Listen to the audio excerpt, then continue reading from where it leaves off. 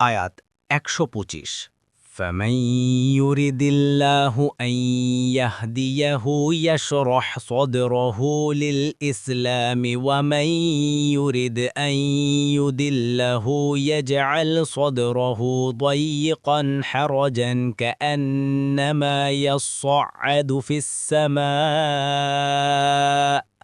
كَذَلِكَ يَجْعَلُ اللَّهُ الرِّجْسَ عَلَى الَّذِينَ لَا يُؤْمِنُونَ।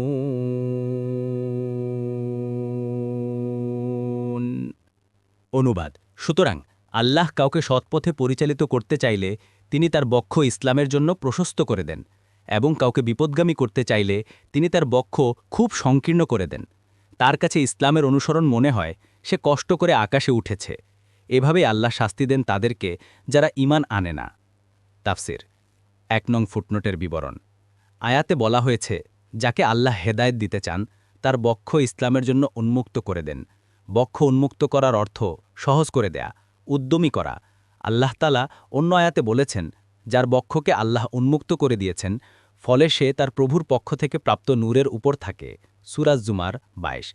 অন্য আয়াতে আল্লাহ বলেন, কিন্তু আল্লাহ তোমাদের কাছে ঈমানকে পছন্দনীয় করে দিয়েছেন এবং তোমাদের অন্তরে তার সৌন্দর্য মণ্ডিত করে দিয়েছেন, আর তোমাদের নিকট অপছন্দনীয় করে দিয়েছেন কুফরি, ফাসেকে এবং অবাধ্যতা। সূরা আল হুজুরাতের ৭। ইবনে আব্বাস বলেন, বক্ষ উন্মুক্ত করার অর্থ হল তাওহীদ এবং ঈমানের জন্য তা প্রশস্ত হওয়া। তারপর আল্লাহ বলছেন, আর যাকে আল্লাহ তাআলা পথভ্রষ্ট রাখতে চান তার অন্তর সংকীর্ণ এবং অত্যাধিক সংকীর্ণ করে দেন।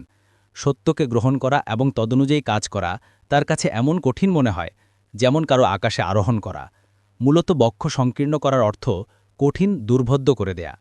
উমর রাদিয়াল্লাহু আনহু বলেন, মুনাফিকের কলব হল অনুরূপ, সেখানে কোনো ভালো কিছু পৌঁছতে পারে না। তাবারি, ইবনে কাসির। মুজাহিদ ও সুদি বলেন, এর অর্থ সন্দেহে পড়ে থাকা, মানসিক অশান্তিতে বিরাজ করা। ইবনে কাসির। আজ সমগ্র বিশ্ব এসব সন্দেহ ও সংশয়ের আবর্তে নিপতিত।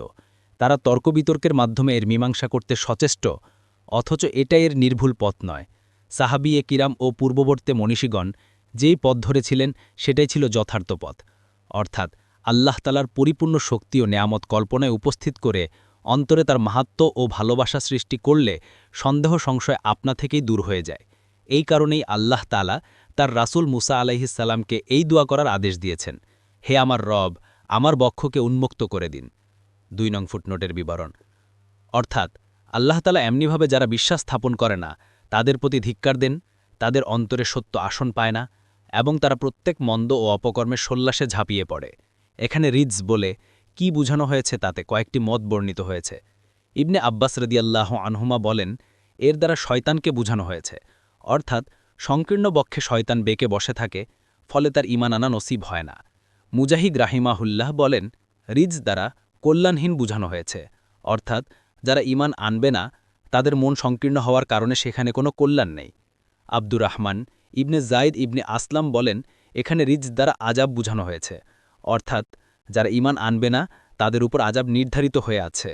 তবারি বা গুয়াসি, ইবনে কাসির।